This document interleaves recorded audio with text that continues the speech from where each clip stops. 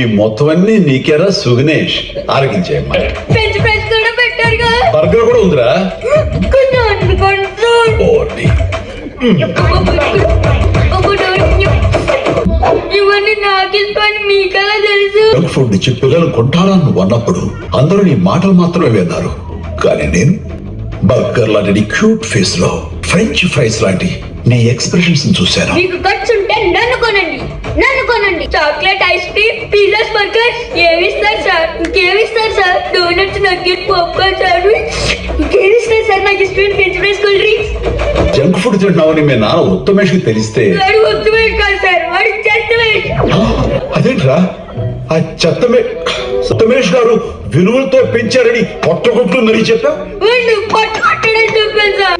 Over weight ఉన్నానని ఈ food అంతా కట్ చేశాను. సాడిస్తాడు.